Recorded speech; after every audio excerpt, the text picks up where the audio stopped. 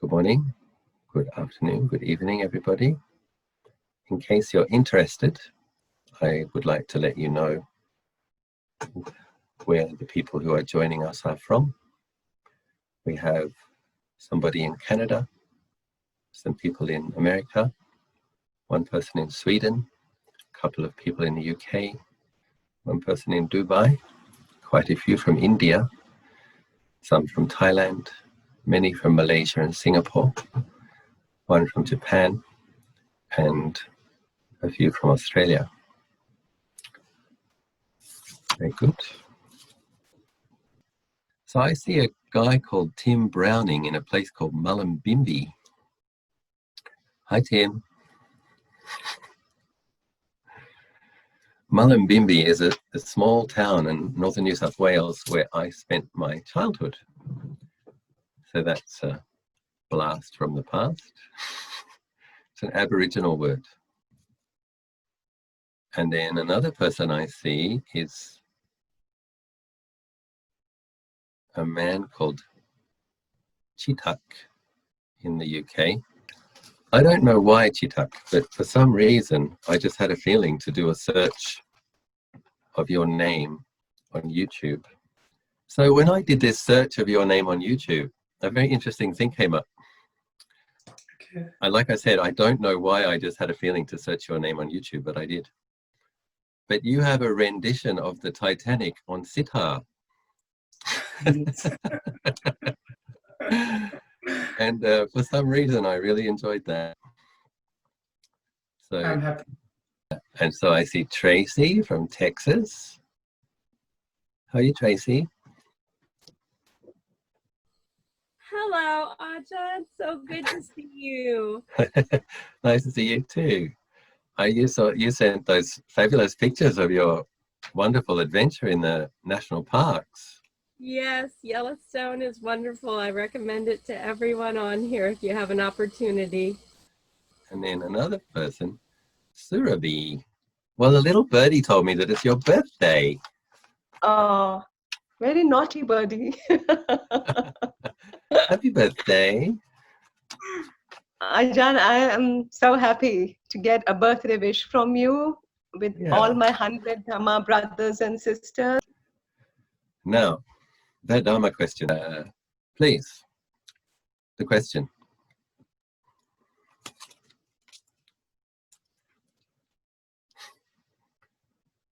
Yes, interesting question. So, Lungta Mahabua, a very great and famous arahant who passed away 10 years ago, he used to teach reciting BUD-DHO as one of the main methods of kammatthana or meditation, not actually in conjunction with breathing. And I tried it for a period of time as a young monk, and it didn't really work for myself. But for some people, the mental recitation of BUD-DHO can bring the mind to a state of collectedness, or some collectedness. And so everybody's character is different. It's depending, I believe, largely upon how we've trained in meditation in past lives as well. So if when you're doing breath meditation and you're using BUD-DHO, a sense of concentration occurs often in the forehead area, yes, it's perfectly okay to take that, rest the awareness in that area and take that sense of radiance and collectedness as a meditation object. And it's one of those things that if that practice works for you, great. And then the important thing, of course, is to combine whatever collectedness that we can experience with some investigation afterwards. So yeah, and but if a person has that capacity to pick up a word or a mantra, it's called parikamma in Pali. The parikamma is the mental recitation that if a person can do BUD-DHO, bring the mind to some collectedness, well then when doing the body investigation, for example, could use the word for the bones, the Pali word ati, or fingernails, naka, teeth, danta. You can use the syllables for the body part that you want to investigate, and then try to use that same collectedness to rest on that part of the body and try to know that body as it is. It's elemental nature, it's not self nature. So yes, if it works, then we utilize that to our benefit. So yes, experiment, and certainly there are people in the Thai forest tradition who have got very good results with the mental recitation, and they use it throughout the day as well. So just this constant Buddho, Buddho, Buddho, Buddho, Buddho. So I myself try to be aware of my footsteps when I'm walking, my breath when I'm sitting, talking with other people, still try to be aware of the breath. That's what works for me. That other people get some success with Buddho. Okay.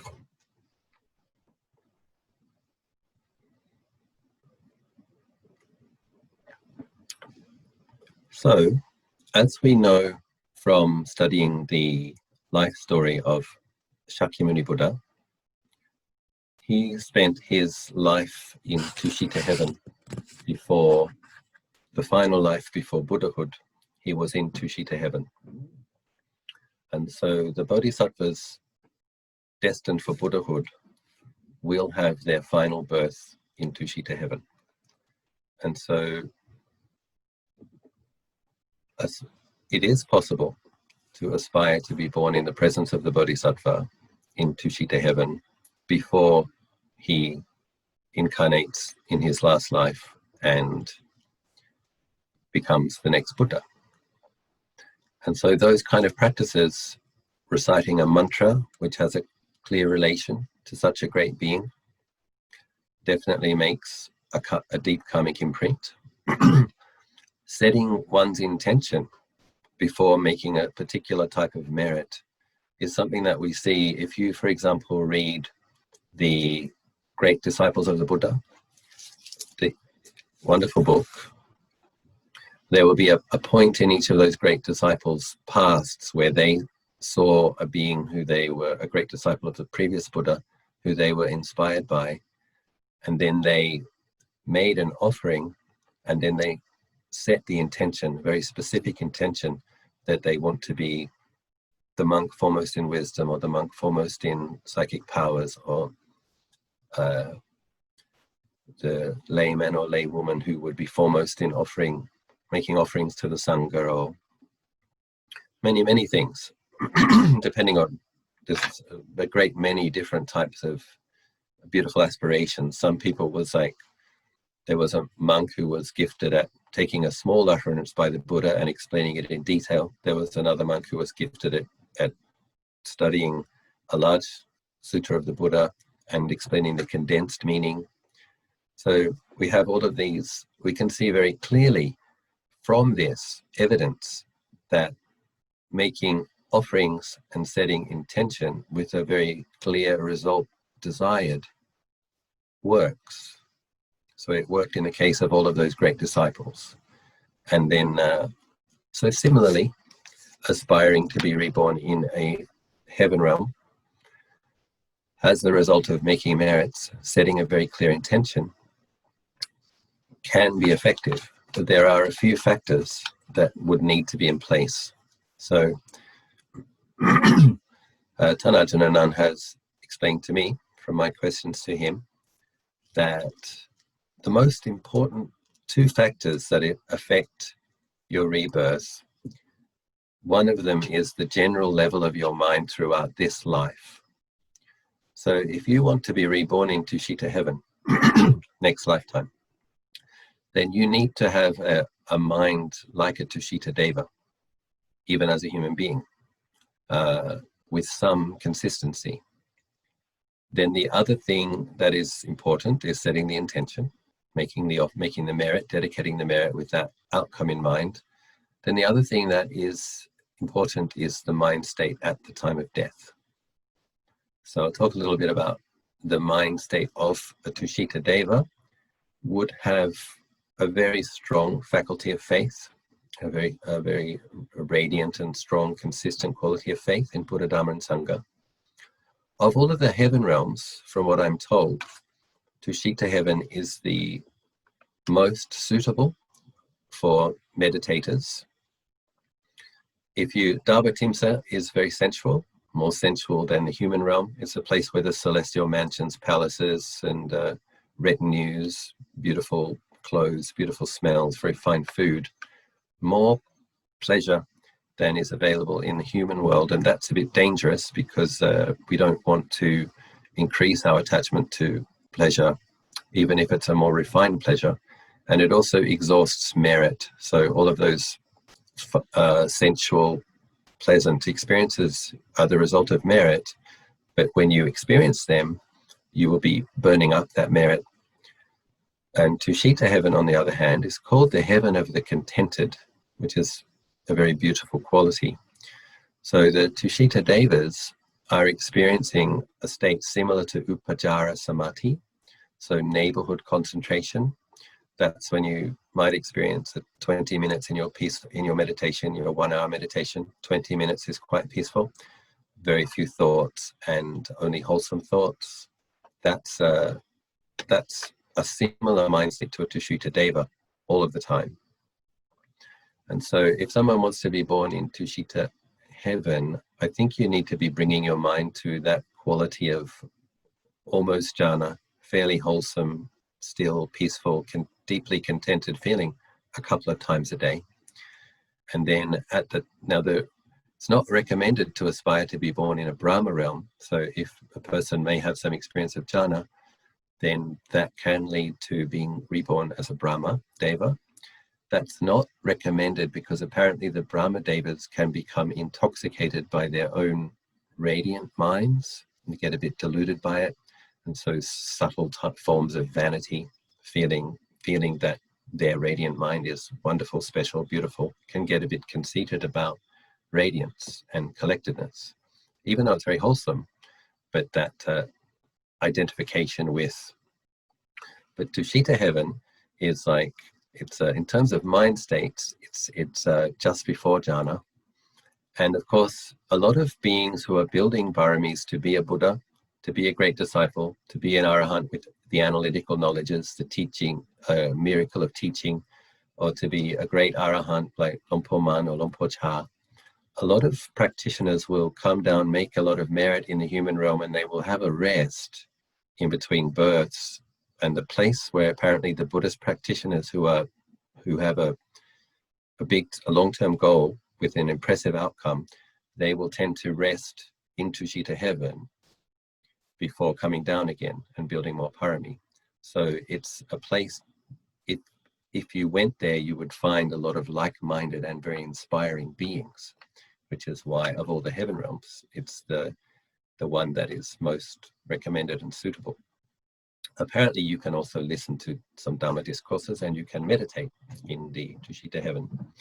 But it's not an easy thing to accomplish because it is Dhatu Maharaja, the first heaven, and then you have Dawatimsa, the second heaven, Yama, the third heaven, Tusita is the fourth heaven. So it is 4 realms above the human realm.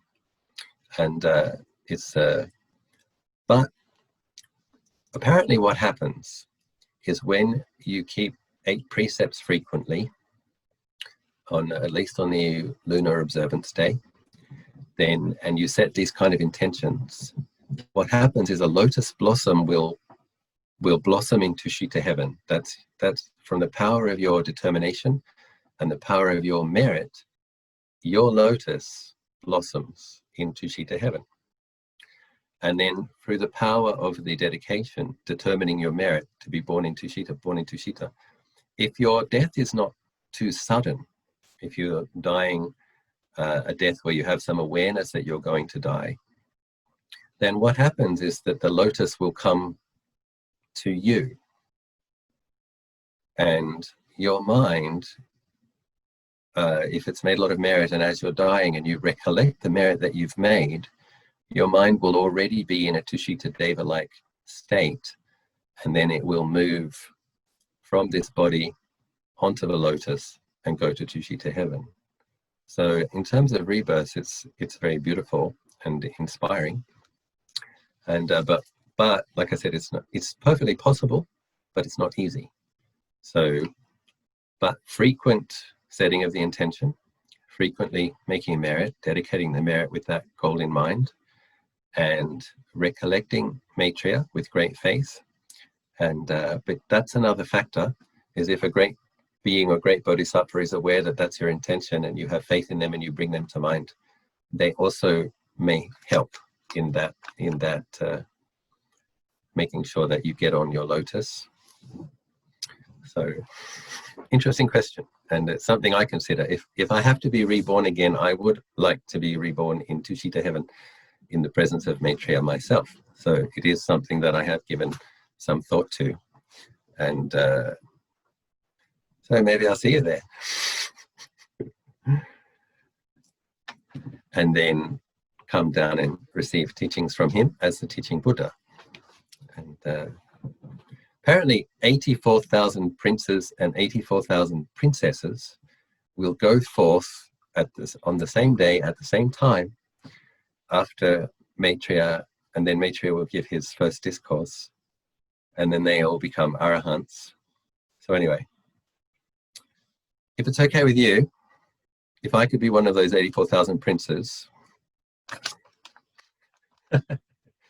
if you might add the occasional wish that Ajahn actually gets to be one of the 84,000. So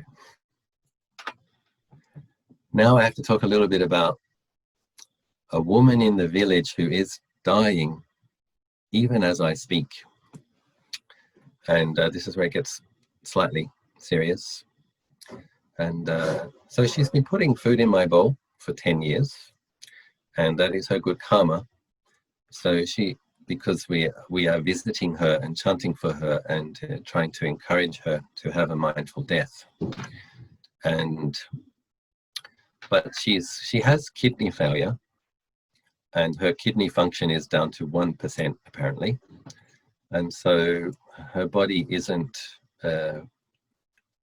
cleaning toxins, and what's happening is the lymph fluids are swelling. And I went to visit another villager who also died of kidney failure a few years ago. And I think what happens is the fluids actually fill the lungs, and the person dies from not enough oxygen. So it's not as painful as dying from cancer, for example, but it's not, I guess death is often like that. It's not easy. So anyway, visiting her, and I'm asking her if she's frightened. She said no. And then I asked her, do you want to go yet? So that was like yesterday. And I think she's going to die either tomorrow or the next day. And she's like silent. And then I asked her daughter, who's right by her side all the time, have you given your mother permission to go yet? And she's silent. And they've hooked her up to oxygen, and they're still force feeding her 3 meals a day. And it's very obvious to me that this woman doesn't want to go yet, and her daughter doesn't want her to go yet. And she's like about 2 days away from her death. And sometimes we Buddhist monks can get a little bit frustrated when we see this kind of thing, because these people have lived in front of a forest monastery we've been here for nearly 10 years now. And it just looks to me like neither of these people have put any effort into being ready for death. And but it is the result of her good karma that the monks are helping her to be more ready. But basically that sense I have is, no, she is going to hang on till the very last second, as long as she can. And that isn't recommended, because as the body gets weaker and not sleeping properly, and not expelling the toxins, etc., there's a quality of exhaustion, and it's not good for mindfulness. So I think that if she was ready to go, and if her daughter had said, "Mom, don't hang around, it's too painful now, when it's time to go as soon as you can," then I think she would have already moved on probably. And but this is the thing, this attachment in beings is deep. Anyway, we will continue to visit her and chant for her, encourage her, and that's the way it is. But if you put some thought into the fact that you are going to die, it's inevitable, and when that is coming your way, that you are somewhat ready for it and just accepting of the phenomena, that will probably help you to be able to let go more quickly with a more radiant mind state and go to an auspicious rebirth. So please do put some thought into our upcoming transition from this life to the next life. And ideally, as you're dying, that's the time to be recollecting the various good deeds that you did consciously. How many times did you visit great masters? How many times did you do retreats? How many katinas did you participate in? How many pilgrimages did you do? Or how long have you done your daily meditation practice? What were the ways that you were generous? And you recollect the good things that you did and try to give rise to a sense of contentment, being content with this life and what it has been, being content with your efforts, forgiving people if there's been conflicts. Normally there is in the human realm. So forgiving yourself, forgiving others, and trying to be grateful for what you learned from this life, and trying to be content with the practice that you did do, and being glad about the merits that you made, the connections that you made with Buddha, Dharma, and Sangha, and then setting that very firm intention to go and continue practicing, and really just understand that death is a moment. It's like a culture really, yes, there's grief when we're separated from the loved, of course, but myself, I'm much more concerned about the next rebirth than I am death.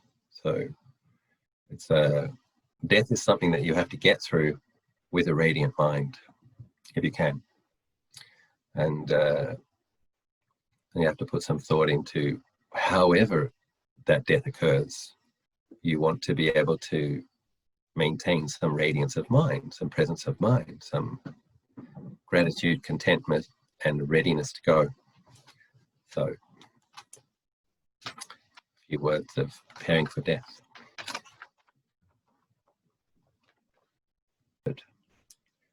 So, this is where we have to do some wise contemplation. There's no guarantee. There's no, one of the qualities of a stream enterer is that they're not attached to rites and rituals, thinking that the rite or the ritual will bring about a spiritual result in and of itself. A wise person understands how rituals work. So a stream enterer doesn't not do rites and rituals, but they do it with an understanding of what that rite or ritual ceremony supports in their mind. So a wise person, a mindful and wise person, does ceremonies to generate punya, merit, or generate mind states. And so the ceremony is a part of it. It's like the tool that we use to give rise to a certain mind state, or to, in some cases, produce the merit, and then also to attract the supportive attention of the devas. So in terms of ensuring that merit gets transferred, so if a person fell to a hell realm or an animal realm already, the merit is not going to get through, no matter what you do. So that's from what I've been told by Ajahn. So this is what I'm saying, it's like, we need to be the very best person who can make merits to help you in your rebirth is you, now, today. Because, and when you're dying, you need to recollect the merits that you made. And you shouldn't be hanging around. You go on to whatever's next as quickly as possible. If you're waiting around for your relatives and friends to make merit for you, there's already a problem. So don't do that. Be a refuge unto yourself, sow the causes for your auspicious rebirth, and then don't depend on other people making merits for you. However, sometimes it's helpful doing these ceremonies. In Thailand, it's the first 3 days, 1 week, 30 days, 3 months, 6 months, 1 year. So there is a frequent, it's kind of a set thing. And that, for people who get a bit stuck, so there's a thing called a sambhavesi. It's not yet a ghost, it's an intermediate state, which is not quite determined where it will be reborn. A being in that state, if they receive the merit and rejoice, can get an auspicious rebirth. So there was a monk at Puchomgom Monastery who fell over in the hot season as he was going to take a bath, fell over and hit his head and died. And he was in this intermediate state, and Lumpur Biek, I believe Lumpur Biek came to visit the monastery, or maybe he helped from his monastery. I can't remember exactly the details. But then he helped that monk to be reborn as a deva. And he had said that in his case, it was fortunate that he'd hung around for a while, because if he had taken a rebirth at that stage, it wouldn't have been good, because he wasn't ready to die. He didn't know he was about to die. He was in a confused state, and the mind wasn't very bright. So in terms of doing our best, which is all we can do, to generate some merit, generate a bright mind state, it's important to understand that the merit that you're going to transfer is largely coming from your mind. So it's not the ceremony. And the ceremony is to help you to make your mind bright. So if you're making some donations to some monks and nuns to do some chanting and making some offerings, then you should be glad about that merit. And when the monks and nuns are doing the chanting, it's you with your hands in Anjali thinking of that person and sincerely dedicating that gladness from your mind to them. So you have to have some ability and capacity to make your mind bright and radiant, and sincerely wish that to get through to the other person. Obviously, if the monks and nuns who you are asking in the ceremony, if they are gifted, and if the ceremony is done properly, then they can help that merit that you're making to get through. But a large thing to understand is it's you. Don't just go and pay somebody to do it for you. You have to have some ability to make your mind bright and radiant and happy and glad, and dedicate the merit of that to your relative or friend. And then it is often helpful. And for the people who don't prepare for death properly, and I mentioned in some previous discussions in previous weeks, it's very common for people to have some dreams of a recently deceased relative in the 2 or 3 days after they die. And then if they make merit for them, they might have one other dream where they're looking kind of happy, a bit younger than they looked, good clothes, looking happy, and then they don't see them again. and it's generally taken as a sign that they received the merit and they moved on. So it does help. But in terms of ensuring that merits get through, I just want to reiterate that. Make your own merits now, today, in your daily life, so that you're not dependent on others to do it for you. If you do, obviously a lot of Chinese people listening, and there's a lot of sense of, you know, certain chants, certain pujas that you do for your ancestors on certain days. And if the monks and nuns who are doing the chanting are good monks and nuns who have some abilities, yes, might be helpful.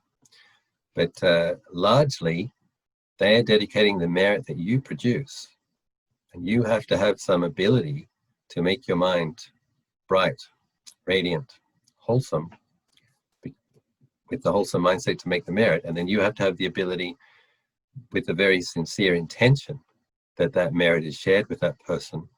So that takes your mental cultivation.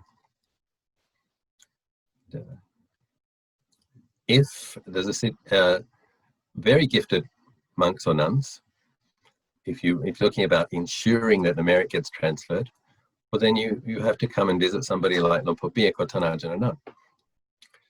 And they actually have the ability to check the state of mind that your relative or friend is in, whether or not they can be helped. And then you make some offering to either of those monks and ask them to help. And oftentimes they can. But Ajahn Nun has said if it's animal, hell, or even human, it's very difficult to get the merit through. If the consciousness is still wandering around, not yet fallen into an actual ghost, a kind of a locked into a ghost-like state, but in a kind of intermediate state, beings in that state can often be helped as well. And obviously devas. So, that was helpful.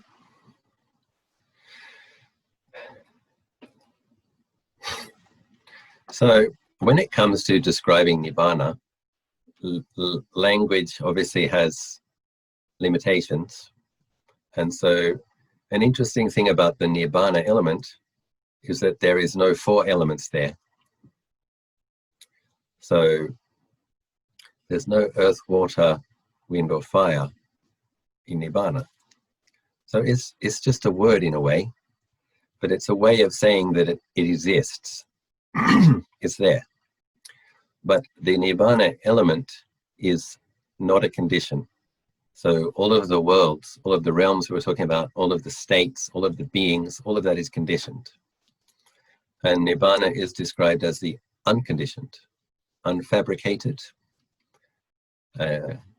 unshakable peace. So it's just a conventional way of describing it, but it's not.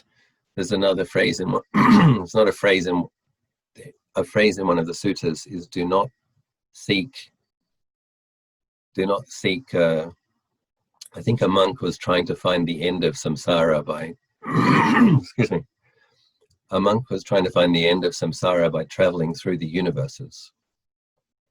He was very gifted with his psychic powers, and he was like, go to the end of one universe, go to the end of another universe, go to the end of another universe. And he couldn't find the end.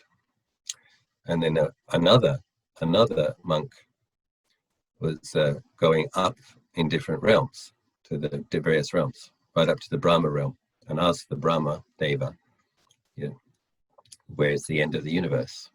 And then the Brahma Deva, it's quite humorous sutta, the Brahma Deva takes him aside and says, don't embarrass me in front of my disciples who think they know everything. I don't know. But there is one who does know. Go back and ask the Buddha. So he goes back to ask the Buddha, and the Buddha says, do not seek within the conditions. He says, seek the consciousness with no showing, where the four corporeal elements find no footing. Consciousness suggests that it's not rupa, it's not in the four elements. And it's not consciousness that's associated with eyes, ears, nose, tongue, or body. But it is the consciousness with no showing, where the four elements find no footing. The Zen tradition talk about a base luminosity.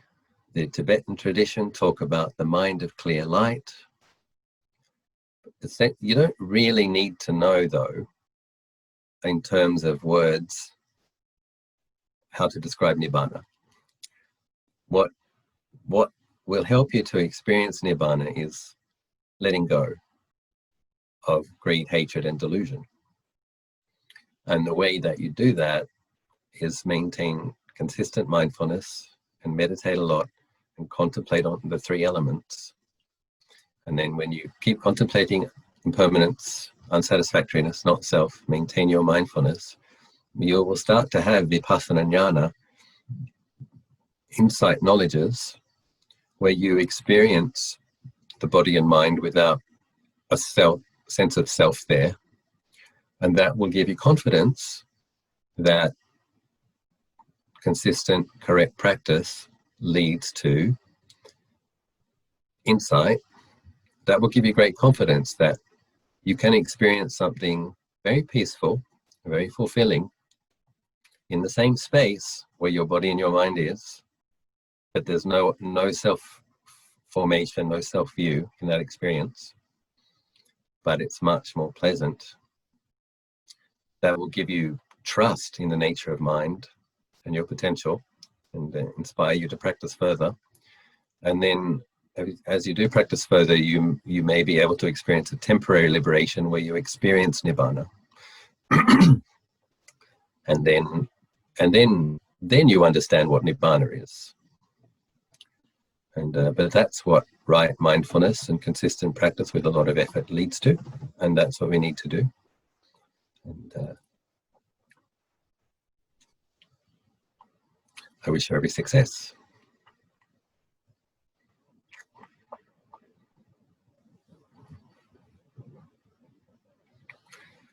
The thing is, I'd be interested to know who the person is, and I'd be interested to know the opinion of the people around them, because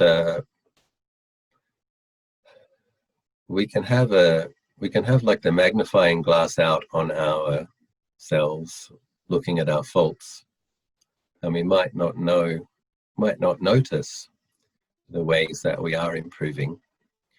And so first of all, I'm not completely convinced that this person hasn't become a more compassionate and kind person. But if they have not, I also don't know how old this person is. So it's helpful to know who's asking the question sometimes. So, but if you do have some decades of having been an irritable, grumpy, cranky, fault-finding person, then a couple of months might not be long enough to really start to get some impressive, great results from your practice. But it is a very powerful practice, and it does work. And however slow the results appear to be, we keep doing it. But it might manifest as just a little bit more time before the angry reaction, a little bit less believing the fault-finding mind, a little bit more space around critical thoughts, a capacity to stop saying something angry mid-sentence. So it's not necessarily the case that you become sagacious and holy overnight, but you might become a little more patient, a little less reactive, a little more quick to restrain yourself when you're being unskillful. And these are also good results, but it takes time. So firstly, it is possible to like a person and also experience jealousy. It's possible to care for a person and to feel threatened. So that's, human beings are complicated. But in general, it's the reflection on karma. So if a person is more beautiful, that means they were more kind and more generous in a past life than you. And if a person has more talents, it's because they worked on developing their mind, and they were generous to noble beings, or they were kinder to more beings. So it doesn't, being jealous or envious or threatened or feeling left out doesn't help the situation at all. It's actually more negative mind states which will bring similar results, that in the future you'll be experiencing more feeling left out, more feeling envy, because you're not doing the thing that you need to do to be born the beautiful person with the opportunities. So we need to sow the causes this life. If you want to be more attractive, if you want to have more opportunities, if you want to have more wealth, then you have to sow the causes for that. The causes for that are dana, sila, bhavana, the four Brahma Viharas: being patient, being kind, being compassionate, having appreciative joy, being equanimous. So we have to be very diligent and sow the causes. But I think we really need to be able to take that on the chin, that if somebody seems more attractive, has more opportunities, has more skills, is conventionally speaking a more developed or talented person than we are, well, they sowed the causes for that. And we have to be humble.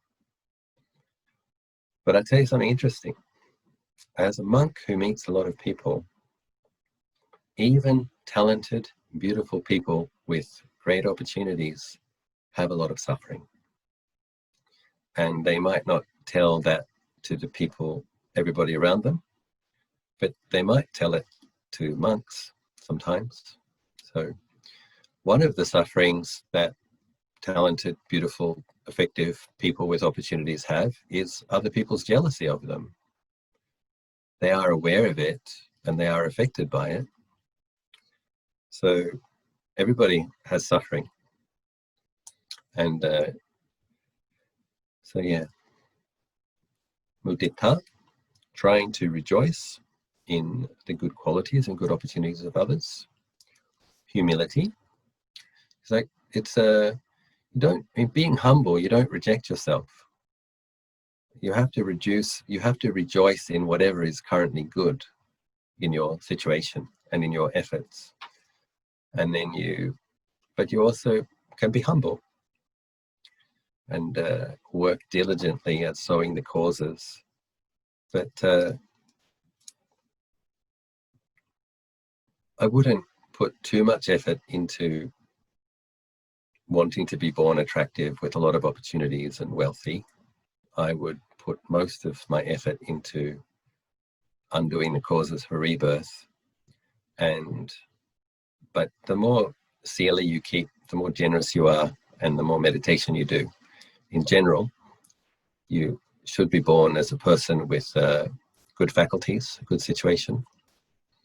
So it does produce a lot of merit, and merit produces auspicious circumstances. So first of all, I'm very sorry for that person, that's how your son passed away. It's not a good way to go, for sure. And if it was myself, I don't have the ability to check where that person is in the samsaric realms. But I do know monks who do. And so if it was me and a very close relative or friend passed away and I wanted to know how they were, I would visit either Ajahn, Lompo Biek, or Lompo Ophat, monks who have what's called the abhinya, the full psychic powers, who have the purified divine eye.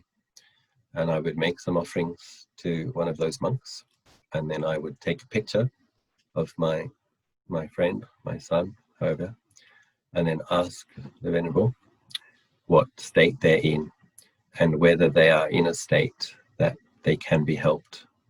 And I was present once when Ajahn was doing this for a friend of Ajahn Pavro's daughter had died of an overdose. And she still hadn't had her rebirth, apparently, and the parents had made merit for her. And Ajahn was able to help her move from intermediate state to an okay rebirth. That was probably largely because of the merit of her parents, that they're good people and strong practitioners, and they've made a lot of merit for her. And so when Ajahn tried to help her, the merit was waiting there, and she just needed some help to get connected with it and to be able to move on. So sometimes you need the big guns, the monks or nuns with their adept and very accurate abilities, and sometimes they can be helped. So, but as I said, if they've already taken a rebirth, it's more difficult.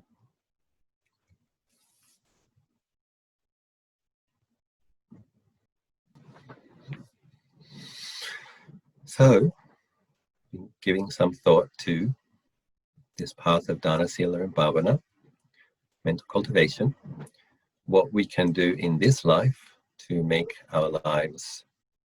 The Buddha's teachings lead to heaven and beyond. And if we want to realize nibbana, we need to make our minds deva-like.